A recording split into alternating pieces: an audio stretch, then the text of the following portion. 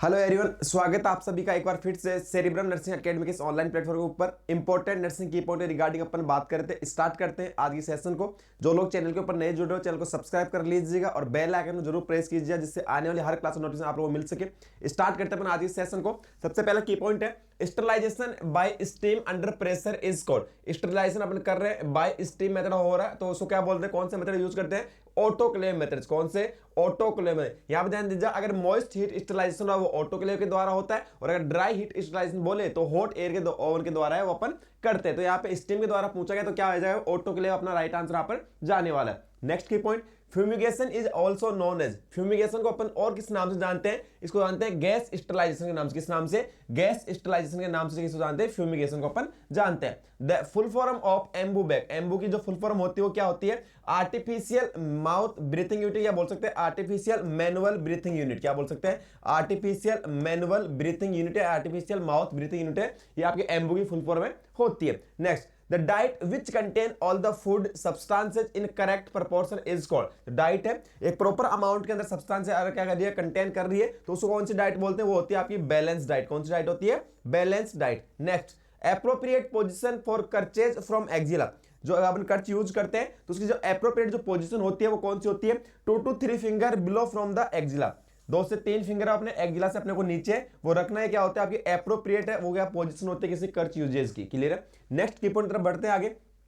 Inhalation of cotton dust causes. अगर cotton dust inhalation की वजह से देखने को मिलता है तो कौन सी डिजीज देखने को मिलती है वहां पे? बिस्नोसिस। कौन सी डिजीज देखने को मिलती है? बिस्नोसिस। अगर यहां पे आपसे पूछे एक शुगर कैन डस्ट, एक होता है sugar cane dust, sugar cane dust, तो यहां पे किसकी वजह से देख क्या उसको क्या बोलने वाले हैं? बैगोसिस। क्या बोलते हैं? बैगोसिस। और यहां पे आपको पूछा गया कॉटन डस्ट, तो कॉटन से कौन सी डिजीज होती है? बिस्नोसिस। और शुगर कैन डस्ट से कौन सी होती है? आपकी बैगोसिस। नेक्स्ट बात करें, occupational disease farmer lungs is caused by, किसके द्वारा होती है? हे ग्रेन डस्ट के द्वारा देखने को मिलती है। किसके द्वारा कॉज होती है? हे ग्रेन डस्ट के द्वारा कॉज है वो होती है। Next, byssinosis also called brown lung disease and इसको और क्या बोलते हैं? मंडे फीवर के नाम से जानते हैं। ध्यान दीजिएगा, जो बिस्नोसिस होती है कॉटन डस्ट की वजह से कॉज होती है, इसको ब्राउन लंग डिजीज या इसको मंडे फीवर भी अपन बोल सकते हैं। Next, ringer lactate is which type of IV fluid. जो रिंगर लैक्टेट होता है वो किस टाइप का आईवी फ्लूइड होता है? ये आइसोटोनिक होता है। कैसा होता है? आइसो। और जो नॉर्मल स्लाइन होता है वो भी कैसा होता है? आपका आइसोटोनिक फ्लूइड होता है। तो रिंगर लैक्टेट कैसा होता है? आइसोटोनिक। नॉर्मल स्लाइन जो होता है वो भी कैसा होता है?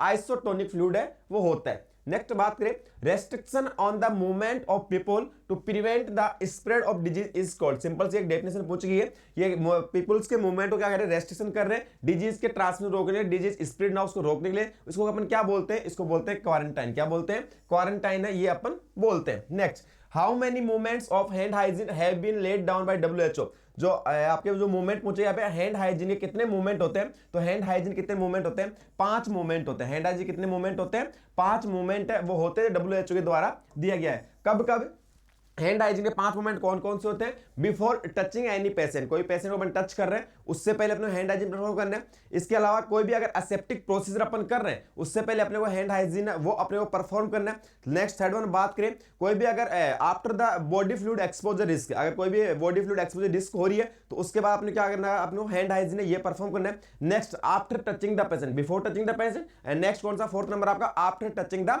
पेशेंट। और जो 5th नंबर होता है क्या? After touching the patient surrounding area. Patient surrounding area touch करें तो उसके बाद इन्हें क्या करना है? हैंड हाइजीन परफॉर्म करना है। तो हैंड हाइजीन के जो WHO ने कितने मूवमेंट दिए थे? 5 मूवमेंट है वो दिए थे। नेक्स्ट बात करते हैं, the drug of choice for the treatment of malaria in pregnancy. जो मलेरिया की ड्रग ऑफ चॉइस होती है किसके अंदर? प्रेगनेंसी के अंदर। कौन सी होती है? क्लोरोक्विन। कौन सी होती है? क्लोरोक्विन होती है the drug of choice of malaria in pregnancy. Next बात करें, the positive organism of Q fever. Q fever जो पॉजिटिव एजेंट होता है वो क्या होता है? कोक्जिला ब्रुनेट। क्या होता है? कोक्जिला ब्रुनेट है ये आपके क्यू फीवर का क्या होता है? पॉजिटिव एजेंट है ये होता है। चलते हैं नेक्स्ट की पॉइंट तरफ। Which of the drug is use to dilate the pupil. Pupils को डायलेट करने के लिए कौन सी ड्रग यूज की जाती है? वो की जाती है माइड्रेटिक ड्रग। कैसी ड्रग की जाती है? माइड्रेटिक ड्रग है ये, पीपल्स को डायलेट करने के लिए यूज है वो की जाती है। Next, the term melena means, जो टर्म होती है कौन सी? मेलेना, इसका मतलब क्या होता है? Dark colour stool containing blood which indicate upper GI tract bleeding. के लिए मेलेना का मतलब क्या होता है? आपका डार्क कलर का स्टूल देखने को मिल रहा है, ब्लड कंटेन कर रहा है और किसको इंडिकेट करता है? ये अपर जीआई ब्लीडिंग है, जो अपर जीआई ट्रैक्ट की ब्लीडिंग है उसको क्या करता है? इंडिकेट है ये करता है। नेक्स्ट बात करते हैं, Robert sign is found in. जो रॉबर्ट साइन होता है वो किसके अंदर देखने को मिलता है? IUFD intrauterine fetal damage, या बोल सकते हैं इंट्रा यूटेराइन फीटल डेथ के अंदर कौन सा साइन देखने को मिलता है? रॉबर्ट साइन है, ये देखने को मिलता है। अगर इंट्रा यूटेराइन फीटल डेथ अगर हो रही है तो उसके अंदर रॉबर्ट साइन है, ये देखने को मिलता है। Next, visualisation of bronchi is known as, अगर ब्रोंकाई का एग्जामिनेशन करें, उसको विजुअलाइज करें, इस प्रोसेस को क्या बोलते हैं? इसको बोलते हैं ब्रोंकोस्कोपी। क्या बोला जाता है? ब्रोंकोस्कोपी है वो बोला जाता है। Next, the thrust control centre is located in, जो थ्रस्ट सेंटर होता है ये कहां प्रेजेंट होता है अपने ब्रेन के अंदर? तो वो होता है आपके हाइपोथैलेमस के अंदर प्रेजेंट होता है। कहां प्रेजेंट होता है? हाइपोथैलेमस के अंदर आपका थ्रस्ट सेंटर है, ये प्रेजेंट होता है, जो क्या करता है? इंडिविजुअल की जो वाटर इनटेक कैपेसिटी है उसको कंट्रोल करने के लिए क्या होता है? जिम्मेदार होता है। इसके अलावा हाइपोथैलेमस के अंदर टेम्परेचर रेगुलेटरी सेंटर प्रेजेंट होता है। कौन सा सेंटर? टेम्परेचर रेगुलेटरी सेंटर है, ये भी आपका कहां प्रेजेंट होता है? थैलेमस, हाइपोथैलेमस के अंदर क्या होता है? प्रेजेंट होता है। क्लियर है? टेम्परेचर रेगुलेटरी सेंटर ये भी कहां प्रेजेंट होता है? आपके हाइपोथैलेमस के अंदर प्रेजेंट होता है। और हाइपोथैलेमस को अपन और किस नाम से जानते हैं? मास्टर ऑफ मास्टर ग्लैंड के नाम से जानते हैं। मास्टर ऑफ मास्टर ग्लैंड के नाम से अपन किसको जानते हैं? हाइपोथैलेमस जानते हैं। यहां पे अगर मास्टर ग्लैंड की बात करें तो मास्टर ग्लैंड कौन सी होती है? पिट्यूटरी। मास्टर ग्लैंड कौन सी होती है? Pituitary. Master of master gland hypothalamus. Temperature regulatory centre कहां प्रेजेंट होता है? हाइपोथैलेमस के अंदर प्रेजेंट होता है। थ्रस्ट सेंटर कहां प्रेजेंट होता है? हाइपोथैलेमस के अंदर प्रेजेंट है, वो होता है। नेक्स्ट बात करें, ulceration of the lips and angle of the mouth is term है। अगर अल्सरेशन देखने को मिल रहा है कहां पे? लिप्स पे या एंगल ऑफ द माउथ, इसको अपन क्या बोलते हैं? चीलियोसिस। क्या बोलते हैं? चीलियोसिस है वो ट्रम है, वो दी जाती है। नेक्स्ट बात करें, visualisation of the pelvic organ through the vaginal wall is known as, अगर पेल्विक ऑर्गन का एग्जामिनेशन कर रहे हैं किसके द्वारा? वेजाइनल वॉल के द्वारा, इसको क्या बोलते हैं? कल्डोस्कोपी। क्या नाम देंगे? टर्म देंगे इसको कल्डोस्कोपी नाम जानते हैं, प्रोसीजर होता है। नेक्स्ट बात करें, decrease in the size of a tissue और organ caused by decrease in the number of cell is known as, इसको अपन क्या बोलने वाले हैं? एट्रोपी है वो बोलने वाले। अगर सेल के नंबर क्या हो रहे? डिक्रीज हो रहे, इसको किस बोल रहे हैं? एट्रोपी के नाम से जाना जाता है। नेक्स्ट बात करते हैं, अगले की पॉइंट तरफ बढ़ते हैं। हाइपरट्रोपी का मतलब क्या होता है? हाइपरट्रोपी का मतलब क्या होता है? Increase cell size. क्या होगा? Increase cell size. और नेक्स्ट बात करें हाइपरप्लेजिया, तो हाइपरप्लेजिया मतलब इंक्रीज नंबर ऑफ सेल। दोनों के अंदर बिल्कुल कंफ्यूज मिला होने की जरूरत नहीं है। हाइपरट्रोपी का मतलब क्या होता है? Increase cell size. Hypertrophy increase cell size, अगर सेल के नंबर इंक्रीज हो रहे, सेल के नंबर बढ़ रहे, that is called hyperplasia. Next बात करें, painful micturition is called, painful micturition is called, इसको हम क्या बोलने वाले? डिसयूरिया। क्या बोलते हैं? Dysuria is the painful micturition. Lack of oxygen in the tissue is called, oxygen क्या है? ऑक्सीजन कमी हो रही टिश्यू के अंदर, इसको अपन क्या बोलते हैं? हाइपोक्सिया। क्या बोलते हैं? हाइपोक्सिया। एक है एक्सफैक्सिया। एक्सफैक्सिया मतलब क्या होता है? Lack of initiation of breathing, lack of initiation of breathing. Next है हाइपोक्सीमिया। हाइपोक्सिया मतलब क्या होता है? Lack of oxygen in the blood, lack of oxygen in blood. Tissue के अंदर ऑक्सीजन कमी हो रही है, हाइपोक्सिया। ब्लड के अंदर ऑक्सीजन कमी हो रही है, that is called hypoxaemia. Clear है? नेक्स्ट बात करें, process of destruction of all pathogenic organism is called, इसको अपन क्या बोलते हैं? डिसइंफेक्शन। डिसइंफेक्शन की डेफिनेशन आपसे पूछो क्या होगा? Process of destruction of all pathogenic organism is known as disinfection. Is that clear? चलिए आगे नेक्स्ट बात करते हैं, an amputation bed is also known as, amputation bed को अपन और किस नाम से जानते हैं? तो एम्पुटेशन बेड को स्टम बेड के नाम से जानता है। एम्पुटेशन बेड को और किस नाम से जानते हैं? स्टम बेड के नाम से वो जाना जाता है। नेक्स्ट बात करें, ऑक्यूपाइड बेड का मतलब क्या होता है? ऑक्यूपाइड बेड का मतलब क्या होता है? स्टम बेड तो अपन एम्पुटेशन के अंदर यूज कर लिए। ऑक्यूपाइड बेड का मतलब क्या होता है? It means this bed is booked for patient is already client is there. Clear है? ऑलरेडी क्या है? बेड बुक्ड है, इसको अपन क्या बोलेंगे? Occupied bed. नेक्स्ट है, एक होता है क्लोज्ड बेड, एक होता है ओपन बेड। क्लोज बेड का मतलब क्या होता है? One with the linen pulled off the top of the bed, this bed is the ready for the new client, it is made after discharge of the client. एक patient है, ये discharge हो गया, उसके बाद उस बेड को वापस से तैयार कर रहे हैं दूसरे क्लाइंट का एडिशन लेने के, that is called close bed. Next है ओपन बेड। ओपन बेड का मतलब कहता है one where the linen folded back so that resident can climb into the bed during the day as needed, this type of bed is vacant bed for a new patient. के लिए तो इस type का bed होता है जिसको अपन क्या बोलने वाले हैं? ओपन बेड के नाम से ये जाना जाता है। तो ओपन बेड, क्लोज बेड, दोनों के अंदर आप लोगों को डिफरेंस है, ये पता होना चाहिए। नेक्स्ट बात करें, यूसोल सॉल्यूशन कंटेंट। यूसोल सॉल्यूशन होता है, ये किस के द्वारा बनता है? इसके अंदर क्या क्या प्रेजेंट होता है? तो यूसोल सॉल्यूशन के अंदर बोरिक एसिड प्रेजेंट होता है और क्या आएंगे? ब्लीचिंग पाउडर होता है। ब्लीचिंग पाउडर और बोरिक एसिड से मिला क्या बनाते हैं? यूसोल सॉल्यूशन है, ये आपका बनता है। चलते हैं नेक्स्ट आगे की पॉइंट की तरफ।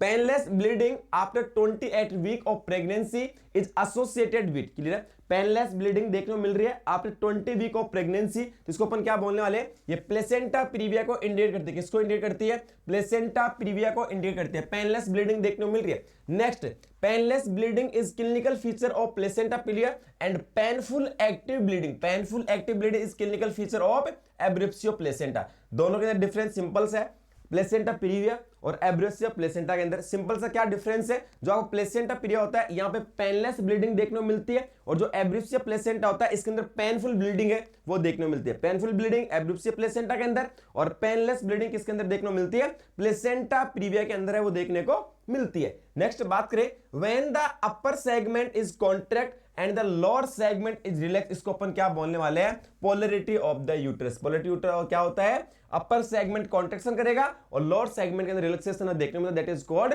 Polarity of the uterus. Next बात करें, which hormone is responsible for performing placental function first 8 to 10 week of the pregnancy, starting 8 से 10 वीक के अंदर प्रेगनेंसी के अंदर जो प्लेसेंटल फंक्शन को परफॉर्म करता है कौन सा हार्मोन होता है आपका, HCG hormone, human chorionic gonadotropin hormone होता है। जो एचसीजी हार्मोन होता है ये आपके प्लेसेंटल फंक्शन को क्या करता है, मेंटेन करता है, परफॉर्म करता है स्टार्टिंग के 8 से 10 वीक तक। नेक्स्ट बात करें, HCG hormone is maintaining pregnancy और performing placental function during the first 3 month और टिल प्लेसेंटल मैच्योरेशन, जब तक प्लेसेंटा पूरा मैच्योर नहीं होता, या लगभग बोल सकते फर्स्ट स्टार्टिंग 3 मंथ क्या करता है आपका एचसीजी हार्मोन क्या करता है, प्रेगनेंसी को मेंटेन करने के लिए क्या होता है आपका जिम्मेदार है वो होता है। नेक्स्ट बात करें, when the fetus die and retained in the uterus is called, तो मिस्ड अबॉर्शन की ये वाली कंडीशन देखने को मिलती है, कौन सा है, मिस्ड अबॉर्शन के अंदर ये कंडीशन देखने को मिलती है when the fetus is die and retained in the uterus, is that clear। तो ये किस टाइप का फीचर होगा आपका, किसका क्लिनिकल फीचर देखने को मिलता है, मिस्ड अबॉर्शन के अंदर ये क्लिनिकल फीचर्स है ये देखने को मिलते हैं। नेक्स्ट बात करें, an abortion that can not be halted और there is no chance of continue the pregnancy is called, किस टाइप देखने को मिलता है आपका, इनएविटेबल अबॉर्शन के अंदर ये कंडीशन देखने को मिलती है, क्लियर है, इनएविटेबल अबॉर्शन के अंदर ये कंडीशन देखने को मिलती है। यहाँ पे प्लेसेंटा प्रीविया और एब्रेप्सिया प्लेसेंटा मैंने आपको बताया, तो प्लेसेंटा प्रीविया एब्रेप्सिया प्लेसेंटा ये एग्जाम के व्यू से देखे तो सबसे ज्यादा इंपॉर्टेंट है, तो ये बिल्कुल सिंपल सा डिफरेंस होता है, प्लेसेंटा प्रीविया के अंदर पेनलेस ब्लीडिंग होती है और जो एब्रेप्सिया प्लेसेंटा होता है इसके अंदर पेनफुल ब्लीडिंग है ये देखने को मिलती है। तो लगभग अबॉर्शन के टाइप है ये अपन ने यहाँ पर है वो देख लिए, क्लियर है। तो ये थे अपने आज के की पॉइंट जिसके अंदर अपन ने लगभग 40 की पॉइंट की बात की है। तो सारे के सारे की पॉइंट आपके आगामी हर एक एग्जाम के लिए इंपॉर्टेंट और साबित होने वाले। मिलते हैं नेक्स्ट क्लास के अंदर आगे की पॉइंट को लेके, तब तक के लिए धन्यवाद।